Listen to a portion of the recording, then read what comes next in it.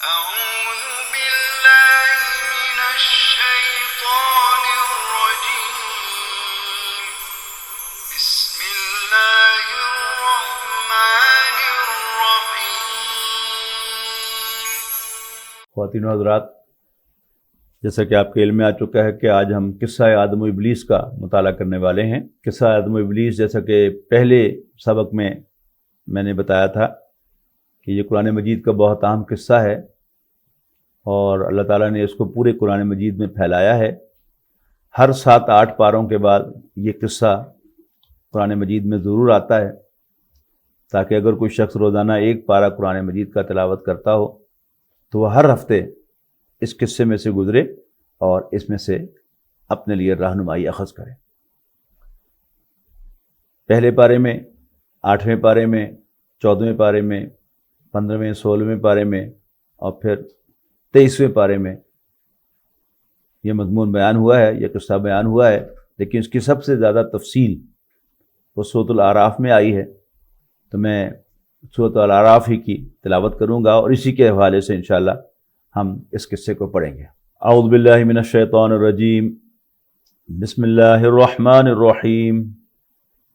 وَلَقَدْ خَلَقْنَاكُمْ ثُمَّ صَوَّرْنَاكُمْ ثُمَّ قُلْنَا لِلْمَلَائِكَةِ اسْجُدُوا لِآدَمَ فَسَجَدُوا إِلَّا إِبْلِيسَ لَمْ يَكُنْ مِنَ السَّاجِدِينَ قَالَ مَا مَنَعَكَ أَلَّا تَسْجُدَ إِذْ أَمَرْتُكَ قَالَ أَنَا خَيْرٌ مِّنْهُ خَلَقْتَنِي مِنْ نَارٍ وَخَلَقْتَهُ مِنْ طِينٍ قَالَ فَاهْبِطْ مِنْهَا فَمَا يَكُونُ لَكَ أَن تَتَكَبَّرَ فِيهَا فَاخْرُجْ إِنَّكَ مِنَ الصَّاغِرِينَ قَالَ أَنظِرْنِي إِلَى يَوْمِ يُبْعَثُونَ قَالَ إِنَّكَ مِنَ الْمُنظَرِينَ قال فبما أغويتني لأقعدن لهم صراطك المستقيم ثم لآتينهم من بين أيديهم ومن خلفهم وعن أيمانهم وعن شمائلهم ولا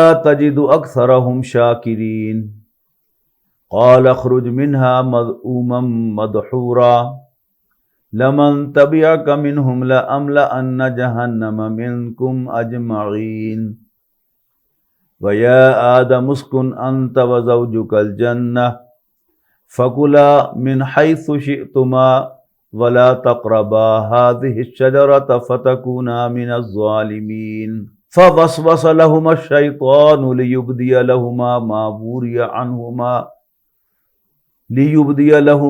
وري عنهما من سوآتهما وقال ما نهاكما ربكما عن هذه الشجرة إلا أن تكونا ملكين أو تكونا من الخالدين وقاسمهما إني لكما لمن الناصحين فدلاهما بغرور فلما ذاقا الشجرة بدت لهما سوآتهما وطفقا يخصفان عليهما من ورق الجنة وناداهما ربهما ألم أنهكما عن تلكما الشجرة وأقل لكما إن الشيطان لكما عدو مبين قالا ربنا ظلمنا أنفسنا وَإِن لَّمْ تَغْفِرْ لَنَا وَتَرْحَمْنَا لَنَكُونَنَّ مِنَ الْخَاسِرِينَ۔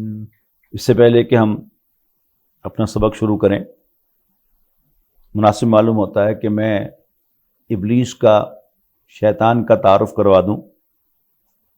یہ ایک جن تھا، اور جنات آپ کو معلوم ہے کہ سورہ رحمان میں واضح طور پر کہا گیا ہے کہ جنات کو اللہ تعالیٰ نے آگ سے پیدا کیا۔ بخاری کی واضح حدیث میں فرشتوں کو اللہ تعالیٰ نے نور سے پیدا کیا، اور یہ دونوں انرجیز ہیں۔ آگ بھی ایک انرجی ہے اور روشنی بھی ایک انرجی ہے، اور آئنسٹائن کی ایکویشن E=mc² کے مطابق جب کوئی آبجیکٹ ویلوسٹی آف لائٹ سے موو کرتا ہے تو وہ انرجی میں کنورٹ ہو جاتا ہے، اور اس کے لیے ڈسٹینس 0 ہو جاتا ہے اور ٹائم انفینٹ ہو جاتا ہے۔ لہذا یہ جو انرجی سے وجود میں آنے والی دونوں مخلوقات ہیں، یہ ایک جگہ سے دوسری جگہ، آسمان سے زمین اور زمین سے آسمان تک ایک چٹکی بھر میں سفر کر سکتے ہیں اور یہ اپنی شکل بدل سکتے ہیں۔ ان میں سے ایک جن تھا، عزازیل اس کا نام تھا، یہ بہت عبادت گزار تھا غیر معمولی طور پر، اور بہت علم والا تھا۔ تو اللہ تعالیٰ نے اس کو آؤٹ آف ٹرم پروموشن دے دی اور اس کو جنوں سے نکال کر فرشتوں میں شامل کر دیا اور فرشتوں کو بھی استاد بنا دیا۔ اس میں ایک بڑا اہم لیسن ہے کہ علامہ اقبال نے کہا تھا نا کہ مسجد تو بنا دی شب بھر میں، ایمان کی حرارت والوں نے، من اپنا پرانا پاپی تھا، برسوں میں نمازی بن نہ سکا۔ یعنی فزیکلی اللہ تعالیٰ کی ورشپ کرنا یہ اور چیز ہے، لیکن اللہ تعالیٰ کا بندہ بن جانا، اور رب ہمارا پر ہم گفتگو کر چکے ہیں، یہ بالکل دوسری چیز ہے۔ مطلوب اللہ تعالیٰ کو رب مان کر اس کی بندگی اختیار کرنا ہے، اور بندگی کا سب سے اہم فیچر جو ہے وہ عاجزی ہوتا ہے، ہیوملٹی ہوتا ہے، انکساری ہوتا ہے۔ تو یہ جن تھا، بہت عبادت گزار تھا، بہت علم والا تھا، لیکن وہ من ابھی اس کا عبادت کرنے والا نہیں بنا تھا، اللہ تعالیٰ کو اس نے اپنا آقا نہیں مانا تھا۔ سورہ بقرہ میں اس کے چوتھے رکوع میں آیا ہے وَإِذْ قُلْنَا لِلْمَلَائِكَةِ اسْجُدُوا لِآدَمَ فَسَجَدُوا إِلَّا إِبْلِيسَ۔ یاد کرو جب آپ کے رب نے فرشتوں سے کہا کہ میں زمین پر ایک نائب بنانے والا ہوں، ایک خلیفہ بنانے والا ہوں، پریزیڈنٹ۔ قالوا، فرشتوں نے کہا ربا اتجعل فیہا من یفسد فیہا، کیا زمین پر تو ایک ایسی مخلوق بنائے گا جو اس میں فساد مچائے، فیسفک الدماء، اور خون بہائے آپس ایک دوسرے کا، وَنَحْنُ نُسَبِّحُ بِحَمْدِكَ وَنُقَدِّسُ لَكَ، یعنی فرشتے یہ ازیوم کر رہے تھے کہ اللہ تعالیٰ کو اپنی حمد، اپنی تقدیس اور اپنی بندگی کی ضرورت ہے، ورشپ کی ضرورت ہے، that we are doing excellently۔ اللہ تعالیٰ نے کہا کہ تم جو میں جانتا ہوں تم نہیں جانتے۔ اللہ تعالیٰ ایک ایسی مخلوق بنانے والا تھا کہ جس کے پاس چوائس ہو کہ وہ چاہے تو اللہ کا شکر گزار بندہ بنے اور چاہے تو اس کا ناشکرہ بنے۔ بہرحال اللہ تعالیٰ نے ان کے سامنے ایک باقاعدہ ڈیمونسٹریشن کا اہتمام کیا کہ آدم علیہ السلام کو کچھ نام بتائے۔ فرشتوں سے کہا کہ اگر تمہیں سب پتہ ہے تو نام بتاؤ، انہوں نے کہا سوری، ہمیں اتنا ہی پتہ ہے جتنا تو جانتا ہے۔ اس کے بعد اللہ تعالیٰ نے انسان کو تخلیق کیا، پہلے اس کا جسم بنایا، پھر اس کو فنش کیا، اور اس میں وہ صلاحیت پیدا کی کہ وہ اما شاکرم و اما کفورا، کہ چاہے تو شکر گزار بنے چاہے تو ناشکرہ بنے، اپنے جذبات پر قابو پا سکے، اپنے فیصلے سے کھائے، اپنے فیصلے سے پیے، اور اپنے فیصلے سے ریٹیلیٹ کرے۔ یہ ہم پڑھ چکے ہیں سارا کچھ۔ اور پھر اس میں روح پھونکی۔ اب یہاں ان تینوں سٹیپس کا ذکر ہے۔ پہلا سٹیپ ہے کہ وَلَقَدْ خَلَقْنَاكُمْ ثُمَّ صَوَّرْنَاكُمْ ثُمَّ قُلْنَا لِلْمَلَائِكَةِ اسْجُدُوا لِآدَمَ، اور ہم نے تم سب کو پیدا کیا اور تم سب کی صورتیں بنائی، پھر ہم نے فرشتوں سے کہا کہ آدم کو سجدہ کرو، فسجدوا الا ابلیس، تو ان سب نے سجدہ کیا سوائے ابلیس کے۔ وہی عزازیل جو تھا تو جن، لیکن اللہ تعالیٰ نے اس کو فرشتوں میں شامل کر کے ان کا استاد بنا دیا تھا، جس سے اس کا دماغ خراب ہو گیا اور وہ یہ فرض کرنے لگا، وہ یہ سمجھنے لگا کہ اب شاید اللہ تعالیٰ کے بعد میں ہی ہوں، میں ہوں اللہ تعالیٰ کا خلیفہ۔ باقی فرشتوں نے اپنے کنسرن کا اظہار کیا، لیکن جو ہی اللہ تعالیٰ نے ایکسپلین کر دیا تو مان گئے۔ لیکن یہ چونکہ سب سے اونچے مقام پر فائز تھا، لہذا اس کے لیے اللہ تعالیٰ کے سامنے جھکنا ذرا مشکل تھا۔ اور ایسا ہی ہوتا ہے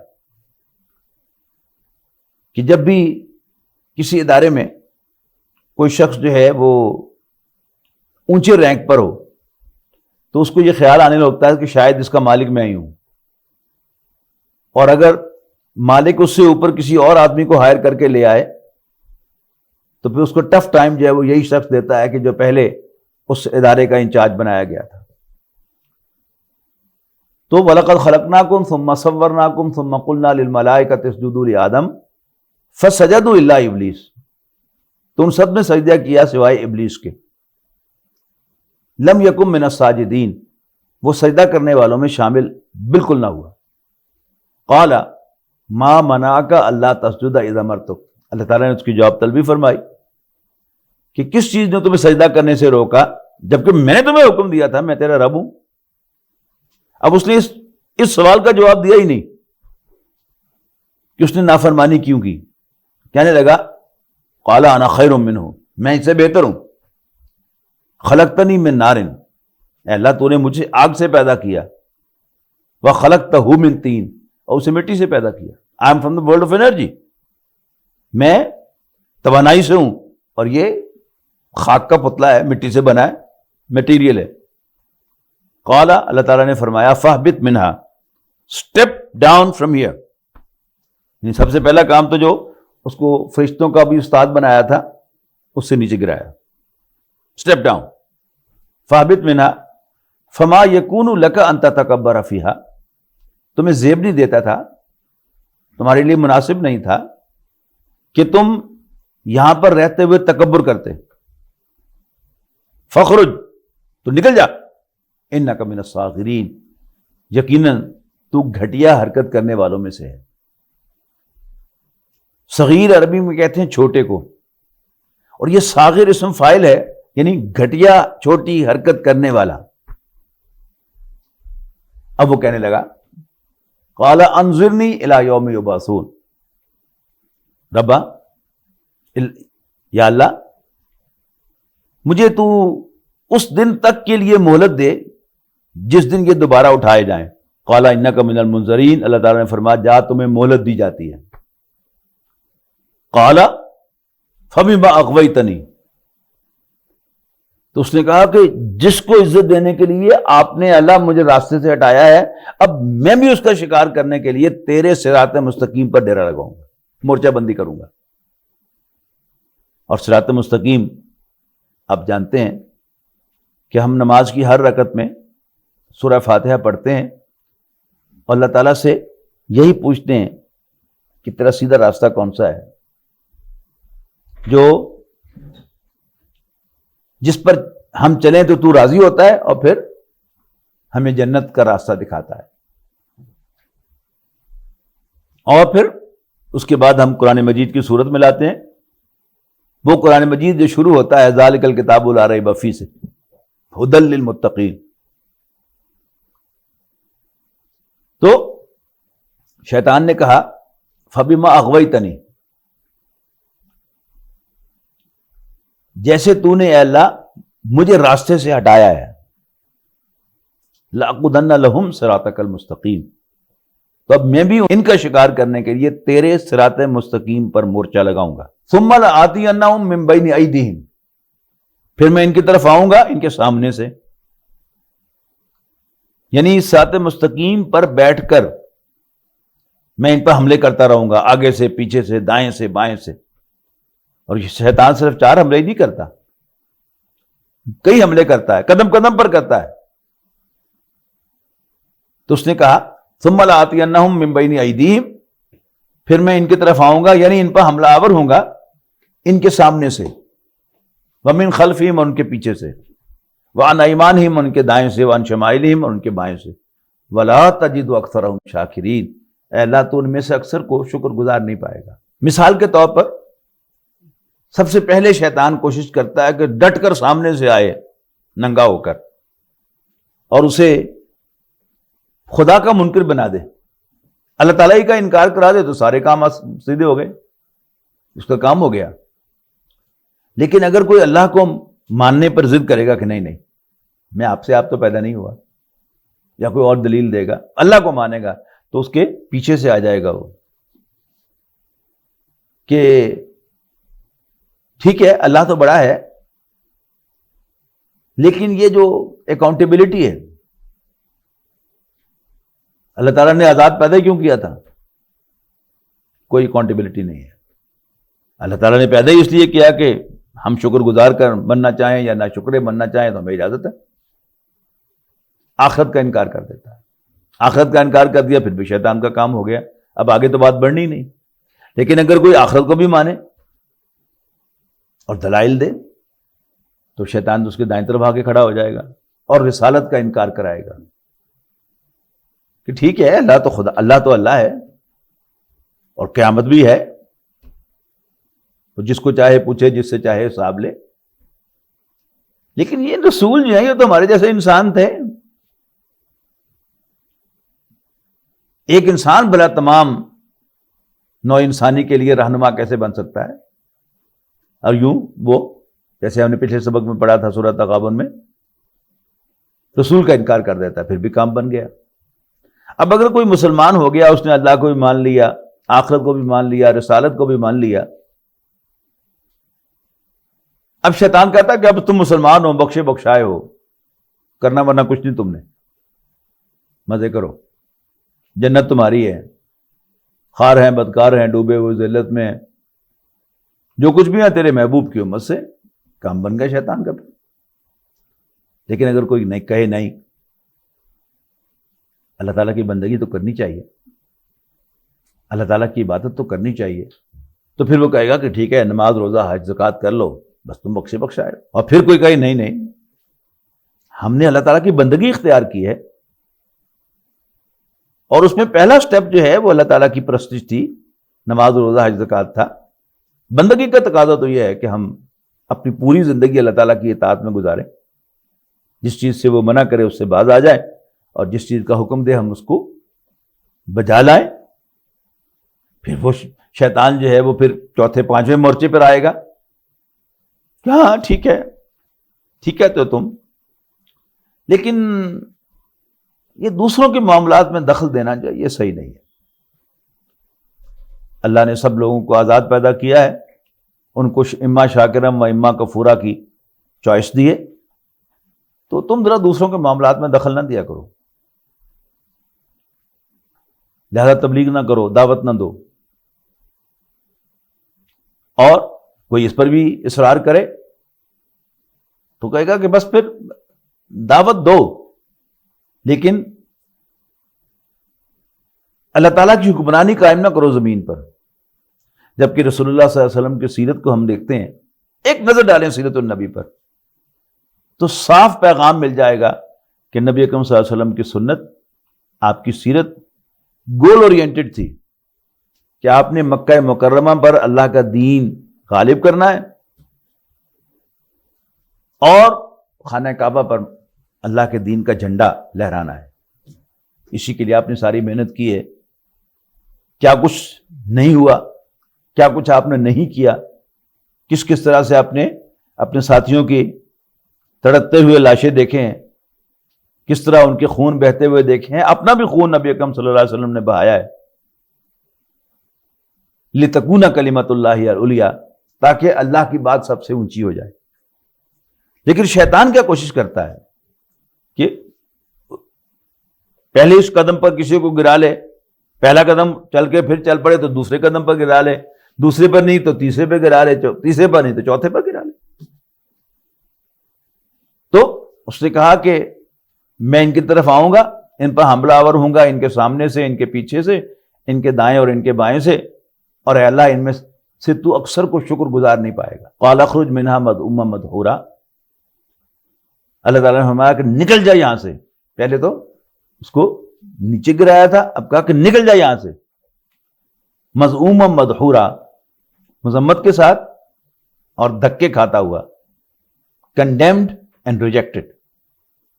لمن تبعک منہم، اور سن لو جو بھی تیری پیروی کرے گا ان میں سے، لأملأن جہنم منکم اجمعین، تو میں تم سب سے جہنم کو بھر دوں گا۔ اور پھر اللہ تعالیٰ آدم علیہ السلام سے مخاطب ہوا، وَيَا آدم، اور اے آدم، اسکن انت وزوجک الجنہ، تم خود اور تمہاری بیوی، یعنی تم اپنی بیوی کے ساتھ جنت میں سکونت اختیار کر لو، رہائش رکھ لو، فَكُلَا مِنْ حَيْثُ شِئْتُمَا، اور پھر جہاں سے چاہو کھاؤ، کھلی جنت ہے، ہر چیز کا وافر سامان موجود ہے، لیکن ولا تقربا ہادی الشجرہ تھا، لیکن اس درخت کے قریب نہ جانا، یعنی کوئی خاص درخت تھا، فتکونا من الظالمین، ورنہ ظالم قرار پاؤ گے۔ حضرت آدم اور حضرت حوا سلام علیہما وہ ہمارے ماں باپ تھے، ان کی ایک عزت ہے۔ اللہ تعالیٰ نے اس شجرہ ممنوعہ کو صاف الفاظ میں نہیں بتایا کہ وہ کون سا تھا، لیکن آپ ان آیات کو پڑھیں تو صاف معلوم ہو جاتا ہے کہ یہ جو شجرہ کہا گیا ہے کہ یہ ایک محاورے کے طور پہ کہا ہے، اس لیے کہ باغ میں درخت ہی ہوتے ہیں، پودے ہی ہوتے ہیں، پھل ہی ہوتے ہیں۔ بات واضح ہو جائے گی۔ ایک صاحب مجھے انہی آیات کا میں درس دے رہا تھا سلسلے موت لندن میں، تو ایک صاحب مجھ سے کہنے لگے کہ ڈاکٹر صاحب یہ انجیر کا درخت تھا۔ میں نے کہا آپ نے کبھی انجیر کھائی؟ جی بالکل کھائی۔ میں نے کہا آپ کے کپڑے اتر گئے تھے؟ کہا ہاں، یہ تو میں نے کبھی سوچا ہی نہیں۔ اب اس کی وضاحت دیکھیے آگے آ رہی ہے، فَوَسْوَسَ لَهُمَا الشَّيْطَانُ لِيُبْدِيَ لَهُمَا مَا وُرِيَ عَنْهُمَا مِنْ سَوْآتِهِمَا۔ بس شیطان نے ان دونوں کے دل میں وسوسہ اندازی کی۔ وسوسہ کیا ہے؟ کہ کوئی چیز کان میں کہہ دینا، کوئی چیز دل میں ڈال دینا چپکے سے، سب کو پتہ نہ چلے، اس کو کہتے ہیں وسوسہ۔ مقصد کیا ہے؟ کوئی کنفیوژن کریٹ کرنا، کوئی میسج جو ہے وہ اس کے دل میں ڈال دینا۔ فَوَسْوَسَ لَهُمَا الشَّيْطَانُ، تو شیطان نے ان دونوں کے دل میں وسوسہ اندازی کی۔ کیوں کی؟ بڑا واضح فرمایا، لِيُبْدِيَ لَهُمَا مَا وُرِيَ عَنْهُمَا مِنْ سَوْآتِهِمَا، تاکہ اللہ ظاہر کرے ان دونوں پر جو کچھ ان کی شرمگاہوں میں سے ایک دوسرے سے چھپایا گیا تھا۔ لیکن اس نے ڈائریکٹلی یہ نہیں کہا کہ آدم و حوا سے آ کر شیطان نے یہ نہیں کہا کہ اپنی شرمگاہیں ایک دوسرے کو دکھاؤ، لیکن وسپر کیا کیا؟ مقصد یہ تھا، لیکن سرگوشی کیا کی؟ ایک کنفیوژن پیدا کیا ان کے اندر، اور وہ کیا تھا؟ وَقَالَ، اور کہنے لگا، مَا نَهَاكُمَا رَبُّكُمَا عَنْ هَٰذِهِ الشَّجَرَةِ، تمہیں پتا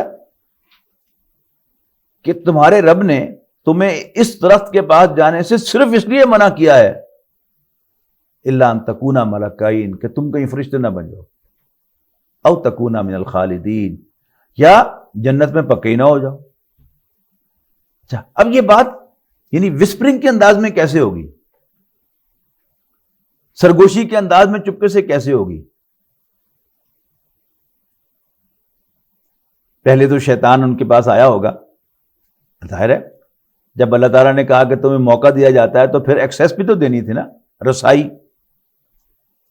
تو شیطان کو رسائی دی ہوگی آدم و حوا تک، اور آئی بلیو کہ سب سے پہلے آ کر شیطان نے انہیں مبارکباد دی ہوگی، بھائی مبارک ہو، اللہ تعالیٰ نے تمہیں اشرف المخلوقات بنا دیا، اور ساتھ ہی ایک جملہ کہہ دیا ہوگا، اچھے ہمارا کباڑا ہو گیا اس سے۔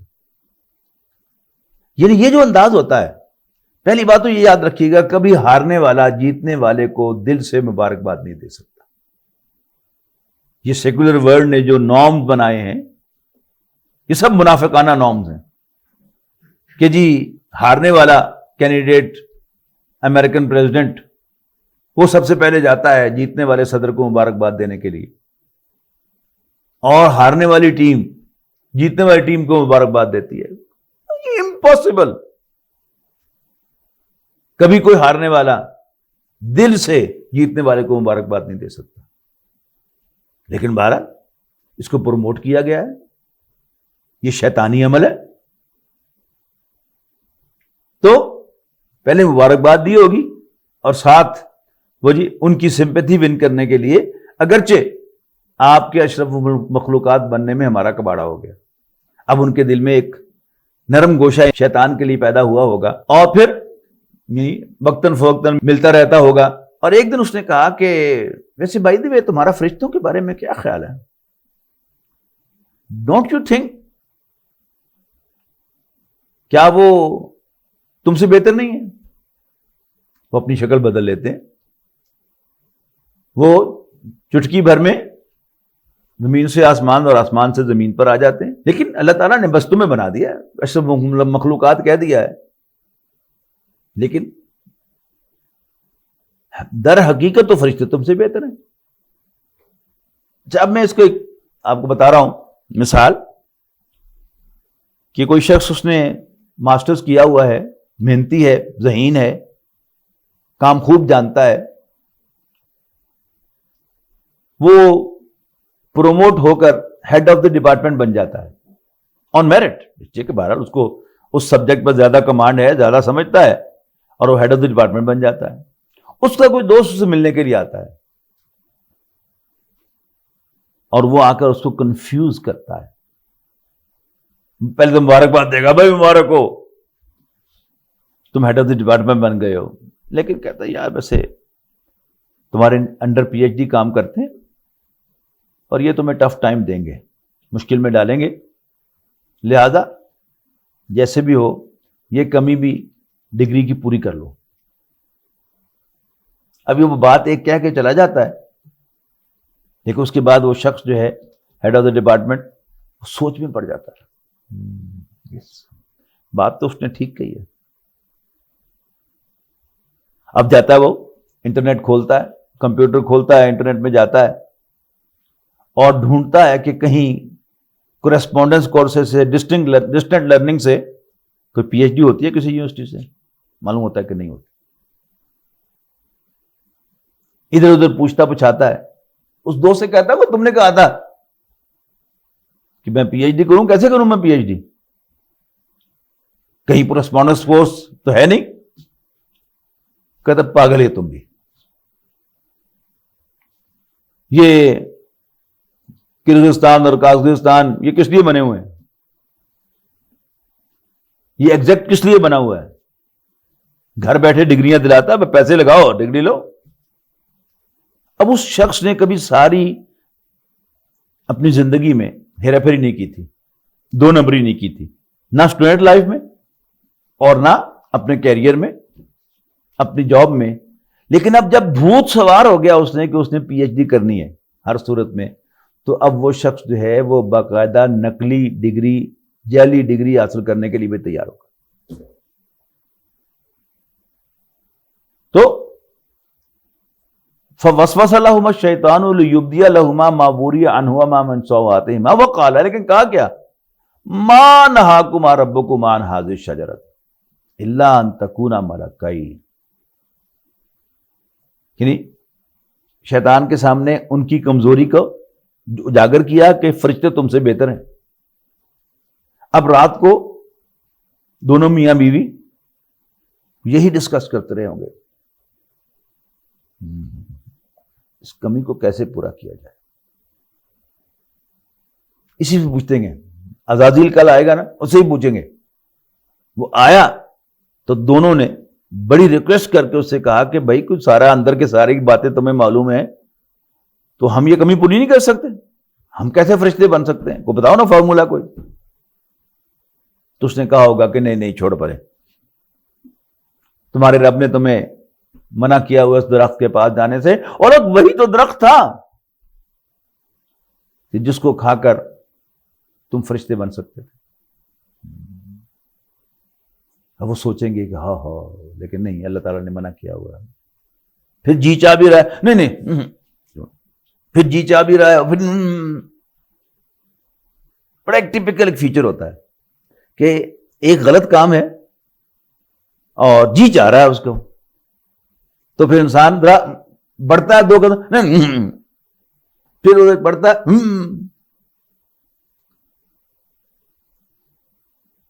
اس کی بڑی ٹپیکل، بلکہ وہ مثال بعد میں دوں گا کہ یہ جو انسٹرکشن ہوتی ہے نا کسی بڑے کی، یہ بڑی خاص چیز ہوتی ہے، اس کے پیچھے تجربہ ہوتا ہے. لیکن اگر، اور یہ نوجوان نسل، ہماری نسل جو ہے خاص طور پر، یعنی ہم سے بڑی نسل جو تھی، میں اپنی بات کر رہا ہوں، یہاں بڑے کی بات مانی جاتی تھی. بڑے کی انسٹرکشن کو فالو کیا جاتا تھا، بڑے کی نصیحت پر عمل کیا جاتا تھا. لیکن اب کیا ہے؟ آرگومنٹ کا رواج آ گیا. ہم اپنے آپ کو بڑوں سے زیادہ سیاںا سمجھنے لگے، عقل مند سمجھنے لگے.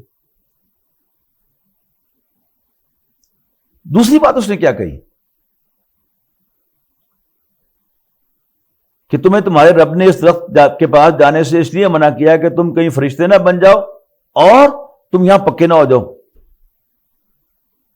خالدین فیہا، یہ قرآن مجید کا ایکسپریشن ہے جنت کے بارے میں. جہنم کے بارے میں اس میں ہمیشہ ہمیشہ رہیں گے. او تکونا من الخالدین، یا تم جنت میں پکے نہ ہو جاؤ. اب یہ بات کیسے کی ہوگی؟ اس نے وسوسہ کرنا نا، براہ راست نہیں کہنا. اس نے بھائی تمہیں جنت کیسی لگتی ہے؟ ظاہر آدم و حوا نے کہا ہوگا کہ امیزنگ، بہت مزے کی، بہت مزے کی.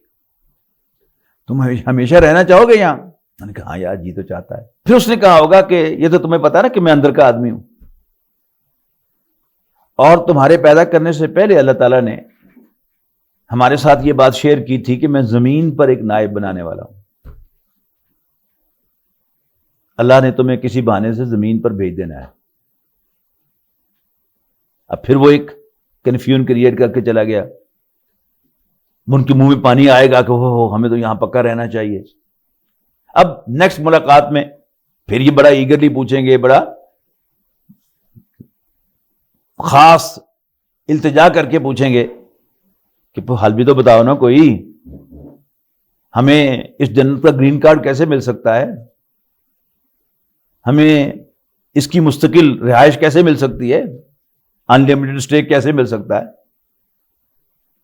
پھر وہ کہے گا کہ میں کیا کہوں، بس تمہارا رب ہے اللہ.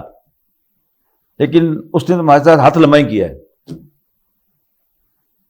وہی درخت جس کو کھانے سے تم فرشتے بن سکتے تھے، اسی سے تمہیں، جیسے وہ آب حیات کا ایک تصور ہے نا، یعنی بچپن میں جب ہم چھوٹے تھے تو ایک سیریز آف کہانیاں تھی جو بڑی نانیاں دادیاں بچوں کو سناتی تھیں. ان میں ایک سیریز تھی آب حیات کی کہ ایک شہزادہ جو ہے 5000 میل کا سفر کر کے آتا ہے، ایک غار کے اندر ایک پیالہ ہے، اس میں ایک پانی ہے، جو اس پانی کو پی لے اس کو کبھی موت نہیں آتی. لیکن کوئی ایسا حادثہ پیش آتا ہے کہ وہ اس میں سے پی نہیں سکتا. تو ہمیشگی جو خواہش ہے انسان کے اندر ہمیشہ رہنے کی، یہ پرانی خواہش ہے، اور اس کو اس نے ایکسپلائٹ کیا کہ تم یہاں کہیں پکے نہ ہو جاؤ. تو پھر آدم و حوا نے پوچھا کہ پھر اس کا حل کیا ہے، گرین کارڈ کیسے ملے گا؟ انہوں نے کہا بس میں کیا بتاؤں، وہی درخت جو تمہارے رب نے تم سے روک دیا. یعنی انڈائریکٹلی کیا کیا، اللہ تعالیٰ کے خلاف وہ بھڑکا رہا ہے. یعنی سارے جو اللہ تعالیٰ کے احسان ہیں کہ مٹی سے بنا کر اشرف المخلوقات قرار دے دیا، وہ احسان بھول گیا. اور اب اللہ تعالیٰ کی طرف سے زیادتی کیا ذہن میں آ رہی ہے کہ ہمیں فرشتوں سے کم رکھا ہے، اور ہمیں جنت کا گرین کارڈ نہیں دیا، اور جس درخت کو کھانے سے، جس درخت کو استعمال کرنے سے ہمیں وہ گرین کارڈ مل سکتا تھا، ہم فرشتے بن سکتے، وہ بین کر دیا. عجیب ظلم ہے، عجیب زیادتی ہے، کیا مذاق ہے. یہ جو نصیحت والی بات میں نے عرض کی تھی، اس کی میں آپ کو ایک مثال دیتا ہوں. ہمارے کاروباری حلقوں میں بوڑھا باپ جب اس کے بچے جوان ہوتے ہیں تو ان کو ساتھ اپنے کاروبار میں وہ بٹھانا شروع کر دیتا ہے، اور وقتاً فوقتاً انہیں نصیحتیں کرتا رہتا ہے کہ بیٹا فلاں کاروبار میں ہاتھ نہ ڈالنا، اور اس پارٹی سے ڈیل نہ کرنا. لیکن جب وہ بزرگ فوت ہو جاتا ہے تو اسی پارٹی کا ایک نوجوان ان لڑکوں کے ساتھ، وہ جو بزرگ کے بیٹے تھے جس نے نصیحت کی تھی کہ اس کاروبار میں ہاتھ نہ ڈالنا اور اس پارٹی سے ڈیل نہ کرنا، ان کے پاس آ کے اٹھنا بیٹھنا شروع کر دیتا ہے. کبھی پیزا آرڈر کر دیا، کبھی آئس کریم آرڈر کر دی. ایک دن آیا ان کے پاس، اوئے مارکیٹ سودا بڑا زبردست ہے، ایک مال ہے بڑا سستا مل رہا ہے، میرے پاس پیسے نہیں ہیں، میں ہوتا تو وہ لاٹ خرید لیتا. تمہارے پاس پیسے ہیں تو وہ خرید لو. اور یہ ڈرتے ڈرتے جو ہیں وہ مال خرید لیتے ہیں اور واقعی کئی گنا نفع ہوتا ہے. وہ بڑے امپریس ہوتے ہیں کہ بڑی کام کی بات بتائی اس نے. اب جب وہ دیکھتا ہے کہ یہ شیشے میں اتر آئے ہیں، میرے جال میں پھنس گئے ہیں، تو ایک دن آ کے ان سے پوچھتا ہے کہ اللہ بخشے انکل بہت نیک آدمی تھے، یعنی آپ کے والد، لیکن میں سمجھ نہیں سکا کہ ان کو میرے بارے میں کیا غلط فہمی تھی. کیا میں تمہارا دشمن ہوں؟ تو کہ نہیں تم تمہارے سجن ہو بالکل. تم نے تو وہ جو ہمیں سودا بتایا تھا، واہ بھائی واہ، تمہارے بڑے خیر خواہ ہو. اب اس نے کیا کیا، شیطان نے وقاسمہما، ان دونوں کے سامنے قسم کھائی، انی لکم لمن الناصحین، کہ میں تمہارا بڑا خیر خواہ ہوں. اب جب پوری طرح وہ شیشے میں اتر آئے، اس کے سامنے آئیں گے، تو اب وہ لڑکا آئے گا اور ان سے اس کاروبار میں جس میں ہاتھ ڈالنے سے ان کے والد صاحب نے ان کو منع کیا تھا، اس میں ہیوی انویسٹمنٹ کروائے گا اور ان کا بٹا بٹا دے گا. تو اصل کیا ہے؟ انسٹرکشن. ہماری اس سیریز کا آغاز بھی ہدایت سے ہوا تھا نا. Instruction, direction, admonition. اللہ تعالیٰ نے کہا تھا کہ اس درخت سے قریب نہ جانا. سمپلی وہ اللہ تعالیٰ کی اس ڈائریکشن پر عمل کرتے، there would have no problem. یہ تمہارا اللہ تعالیٰ کی یہ ساری ایک کیا کہنا چاہیے کہ ہماری ہدایت کے لیے سارا سامان تھا. ایک بہت بڑا سوال ہے نا کہ جب اللہ تعالیٰ نے انسان کو پیدا ہی زمین کے لیے کیا تھا تو پھر جنت میں کیوں رکھا تھا؟ جنت جو ہے یہ سول سروس اکیڈمی ہے. پاکستان میں ایسے ہی باقی ملکوں میں بھی ہوگا کہ جب سول سرونٹس سلیکٹ ہوتے ہیں تو پھر انہیں ٹریننگ میں سے گزارا جاتا ہے. پاکستان میں سب سے زیادہ جو سول سروس میں ان ہوتے ہیں لوگ ہائر لیول پر، وہ سپیریئر سروسز کے لوگ کہلاتے ہیں. سی ایس ایس امتحان دیتے ہیں، central superior services, C S P کا امتحان پہلے کہتے تھے اس کو. اور اس میں سلیکٹ ہو کر وہ مختلف محکموں میں چلے جاتے ہیں، جن میں سب سے جو زیادہ ٹور والی چیز ہے وہ ہے district administration, D M G group. ہمارا ایک دوست تھا، ایم بی بی ایس کا اسٹوڈنٹ تھا. جب میں نے 78 میں پریکٹس شروع کی تو قریب اس کا گھر تھا، تو کچھ نوجوان جو تھے ایم بی بی ایس کے اسٹوڈنٹس وہ میرے پاس کلینک میں آ کے بیٹھتے تھے، گپ شپ لگاتے تھے. میں نے ان کو عربی پڑھانے کی بھی کوشش کی. اس کے بعد پھر میں ایک دن لاہور ڈینٹل کالج میں مجھے وہ ملا، تو میں نے پوچھا کہ ہاں بھائی تمہارا ہاؤس جاب مکمل ہو گیا، آج کل کہاں پوسٹنگ ہے، کیا کر رہے ہو؟ انہوں نے کہا سمیع صاحب میں نے تو میڈیسن چھوڑ دی تھی، تو میں سی ایس ایس میں سلیکٹ ہو گیا تھا ڈی ایم جی گروپ میں، تو اب 2 سال کی ہماری ٹریننگ چل رہی ہے سول سروس اکیڈمی میں. تو میں نے اس سے پوچھا کہ 2 سال سول سروس اکیڈمی میں تم کیا پڑھتے رہتے ہو، کیا ٹریننگ ہوتی ہے تمہاری؟ انہوں نے کہا سمیع صاحب بہت کچھ دسیا انہوں نے، سانو بہت کچھ بتایا انہوں نے ہمیں. مثلا کل ہی انہوں نے بتایا کہ جو کام نہ کرنا ہو اس پر کمیٹی بنا دیا کرو، یعنی ٹائم بائی کرنا، لنگر آن کرنا معاملات کو، یہ سارا کچھ جو ہے وہ سول سروس اکیڈمی کا حصہ ہے. اللہ تعالیٰ نے آدم و حوا کو جنت میں رکھا اور شیطان کے ساتھ ان کو انٹریکٹ کروایا، اور شیطان کو موقع دیا کہ شیطان اپنا وہاں پر اسٹریٹجی کا مظاہرہ کرے اور جو کروانا چاہتا ہے ان سے کروا کے دکھا دے. دونوں باتیں آ گئی نہیں اس مثال میں. اب آئیے ایک اور مثال کی طرف کہ ہم مشرق کے مسکین یورپ جانا نصیب ہو جائے، یورپ میں سٹیزن شپ مل جائے، امریکہ میں سٹیزن شپ مل جائے، تو معلوم ہوتا کہ واہ واہ واہ واہ ہماری تو قسمت ہی جاگ گئی.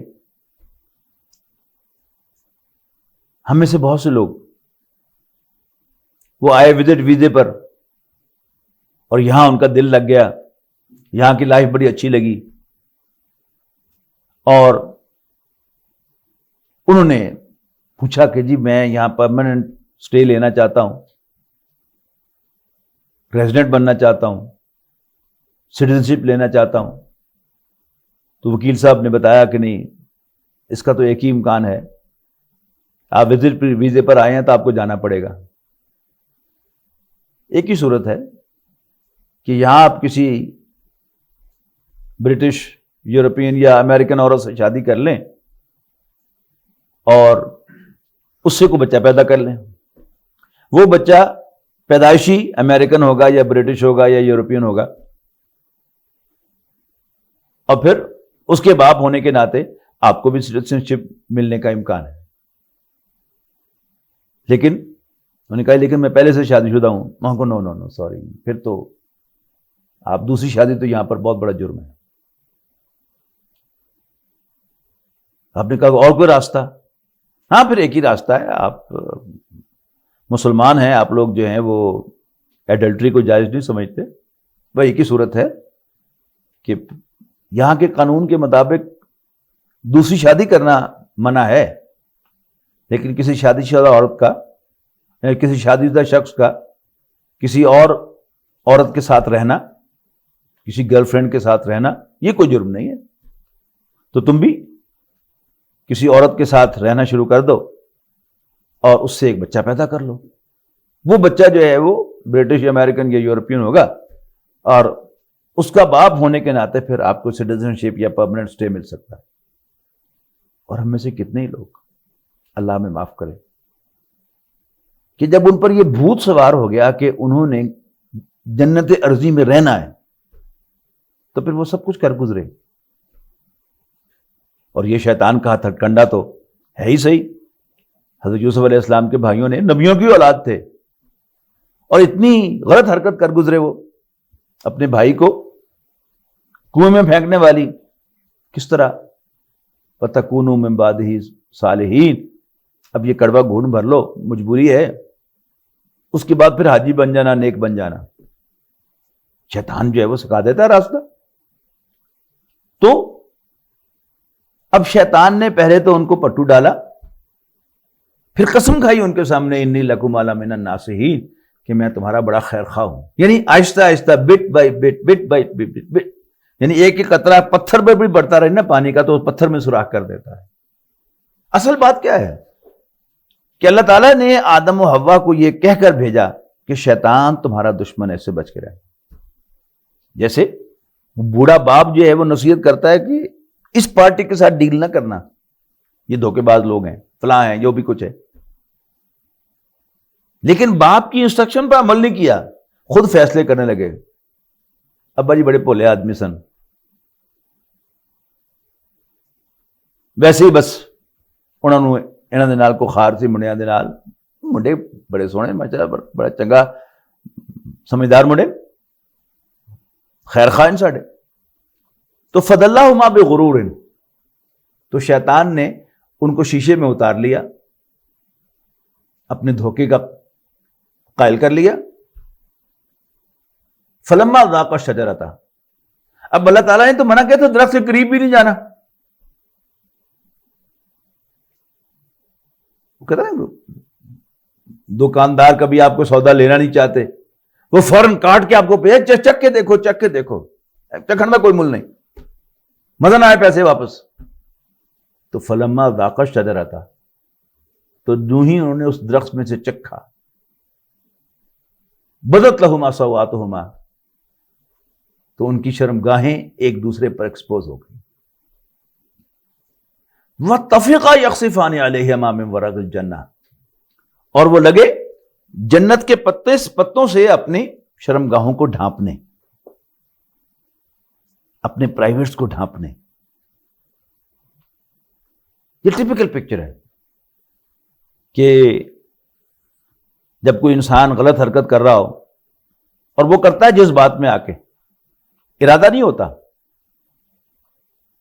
ایک لائن ہے جنسی معاملات میں کہ اگر جب وہ کراس ہو جاتی ہے تو سیکوینس آف ایونٹس اتنا تیز ہو جاتا ہے کہ انسان کو پتہ نہیں چلتا کہ وہ کپڑے کب اتار دیتا ہے، بلکہ کپڑے پھاڑ بھی دیتا ہے۔ اللہ تعالیٰ نے ہمیں غیر محرم عورتوں سے دور رہنے کا حکم دیا ہے، بلا ضرورت ان سے گفتگو کرنا، گپ شپ لگانا، ہنسی مذاق کرنا،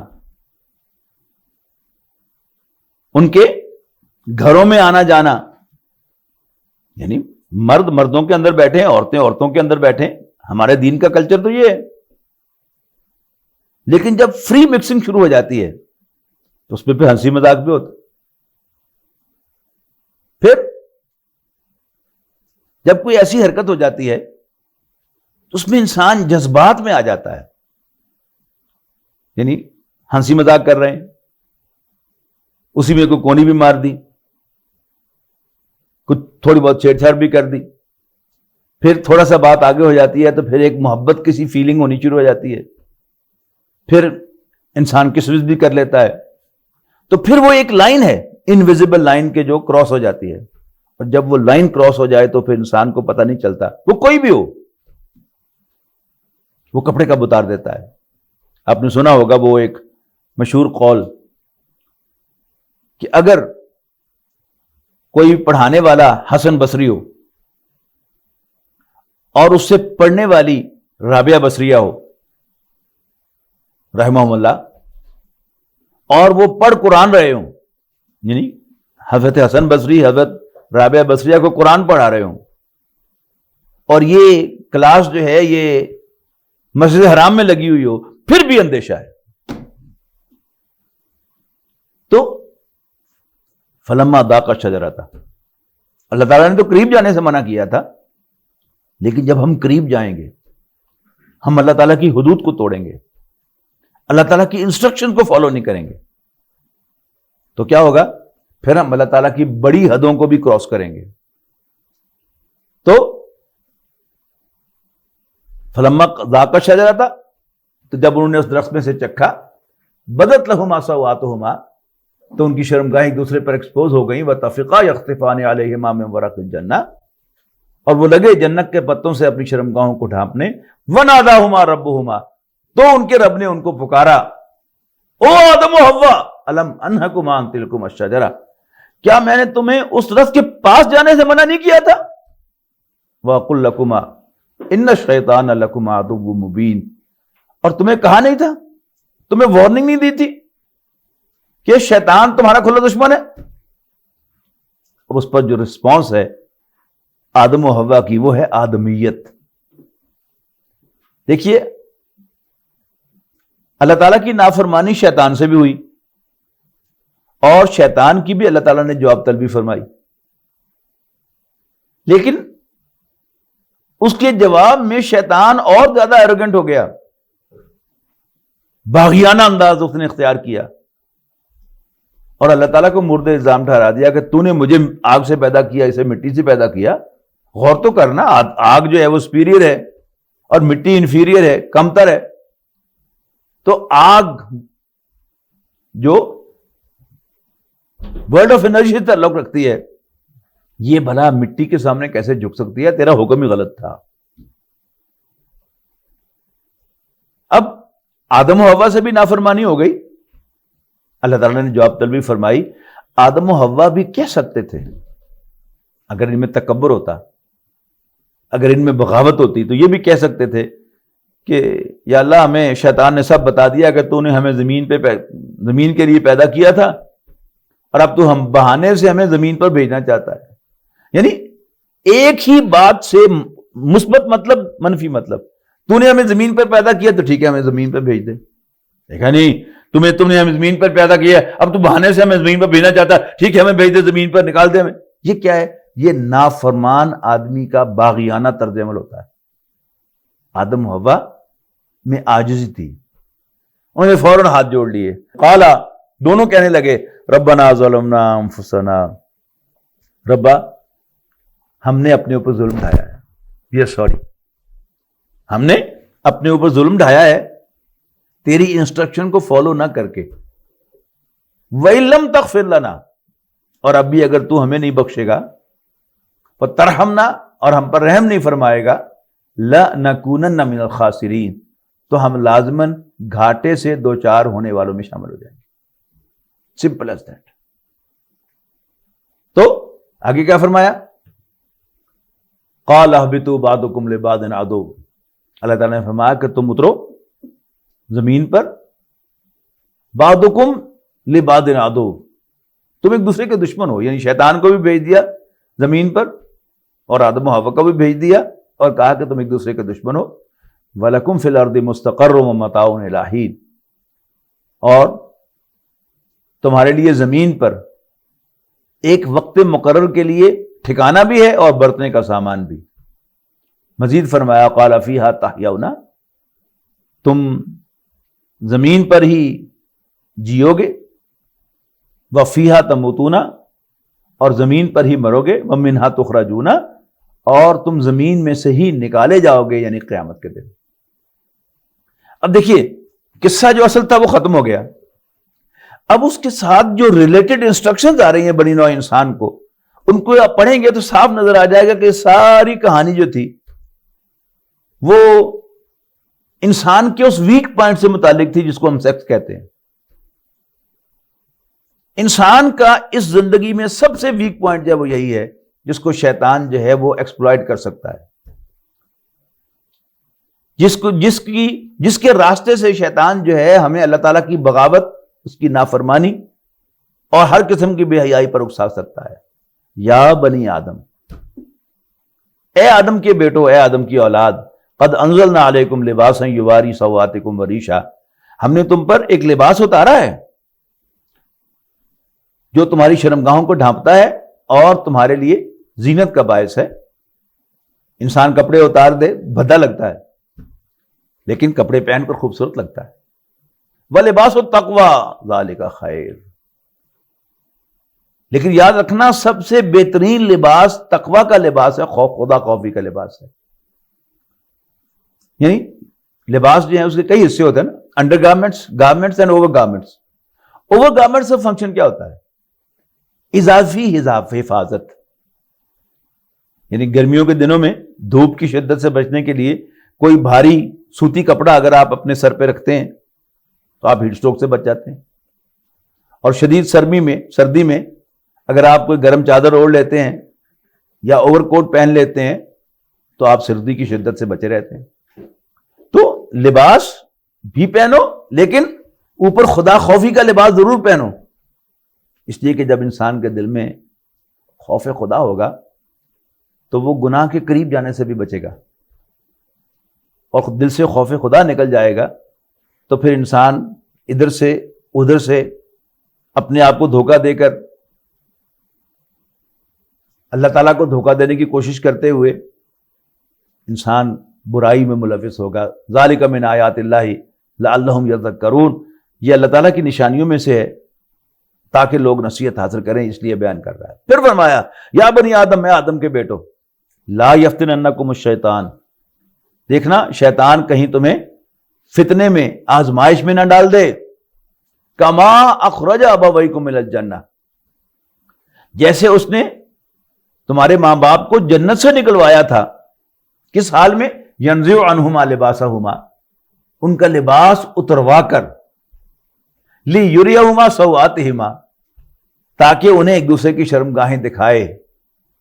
انہ یراکم ہوا وقبیلہ من حیث لا ترونہم، بے شک شیطان اور اس کا کنبہ، اس کی اولاد تمہیں وہاں سے تاکتے ہیں، تمہیں وہاں سے مانیٹر کرتے ہیں جہاں سے تم انہیں نہیں دیکھتے. اب لباس میں کبھی جو ہے وہ بازو اوپر چڑھ گئے، کبھی نیچے آ گئے، کبھی عورتوں کے پائنچے جو ہے وہ اوپر چلے گئے، کبھی نیچے آ گئے، کبھی کھلے ہو گئے، کبھی تنگ ہو گئے، کبھی گریبان کھل گیا، کبھی شولڈر کھل گئے. ہم یہ سمجھتے ہیں کہ یہ جسٹ فیشن ہے. نو، مانیٹر کرتے ہیں شیطان کے چیلے جنوں اور انسانوں میں سے کہ فلاں کمیونٹی کے ہم نے اتنے کپڑے اتروا دیے، کام بن گیا. لیکن فلاں کمیونٹی جب وہ ریزسٹ کر رہی ہے وہ نہیں مان رہے. اب کیا ہے؟ اب شیطان انڈائریکٹلی آئے گا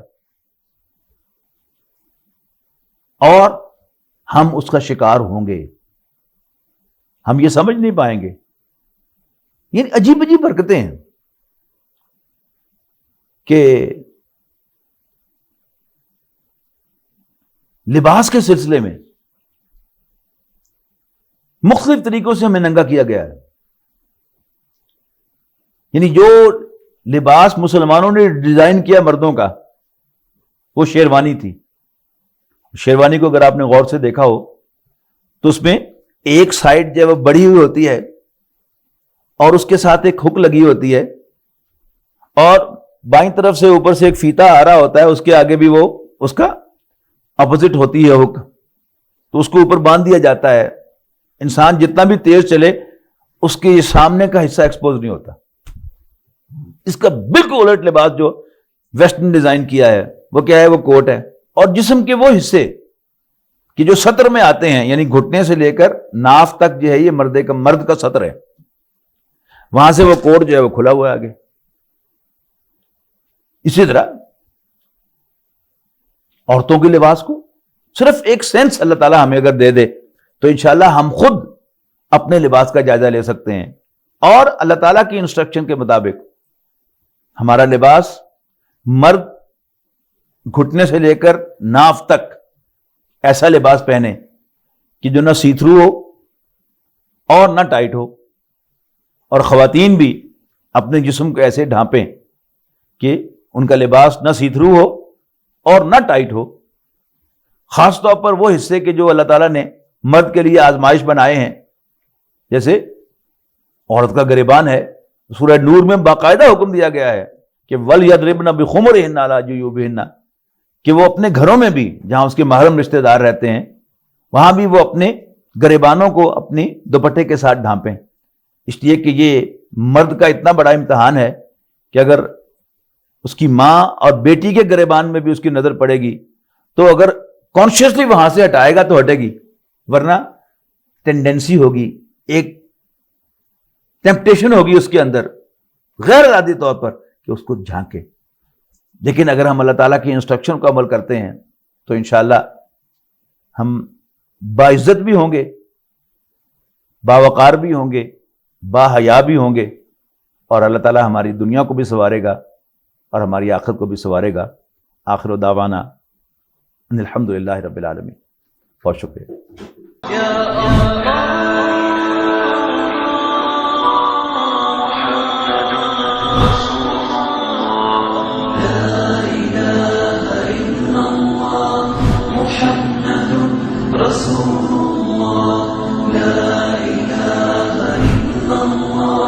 محمد رسول